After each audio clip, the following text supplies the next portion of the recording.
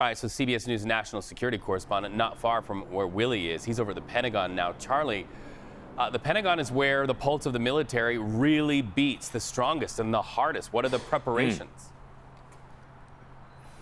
Well, you know, interestingly, it's Juneteenth, and I can't remember a time I've walked through the building and haven't seen a single soul.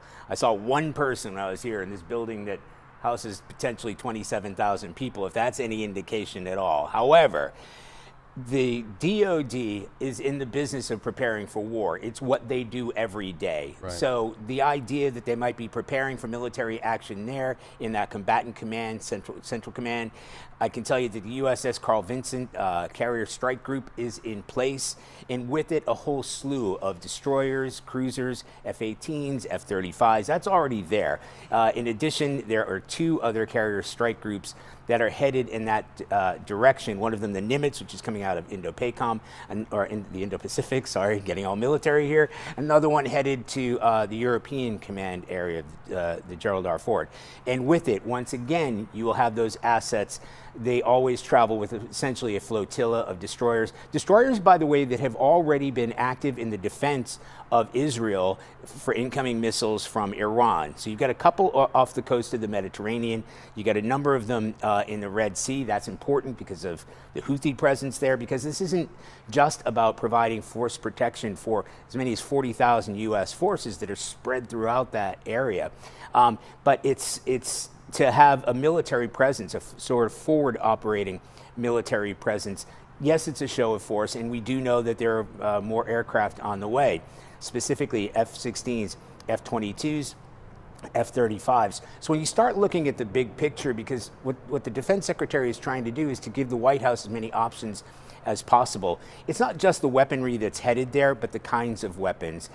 There are refueling tanks that were sent, tankers, I should say, that were sent a few days ago. This is important and critical because it allows fighter aircraft to loiter on top of areas where they're for force protection, but it also gives long-range bombers a longer range if they should be called in for any kind of potential fight.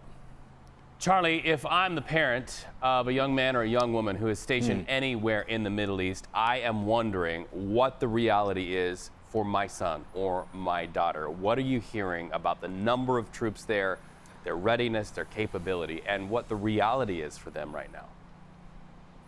Yeah, well, first of all, Reed, I think we have to kind of break that down to the kind of military installations that we're talking about. So if you say, you know, my son or daughters are based in Bahrain, right, where the Fifth Fleet is based, that is going to be a heavily fortified naval base.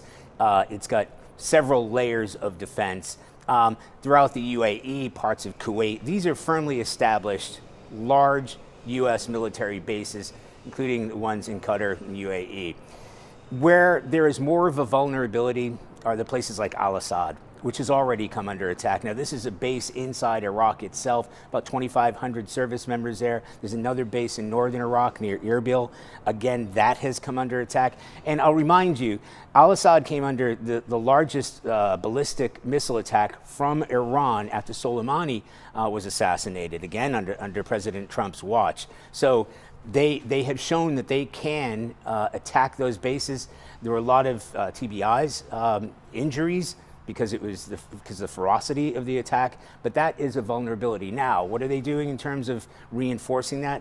They also have to be worried about Iranian-backed proxies. So, as I understand it, it's been told to me by U.S. officials, they'll have more fortification outside. They got to be keeping an eye on, you know, car bombs, mortars, any of the bad actors, of which there are several in that Iraq region.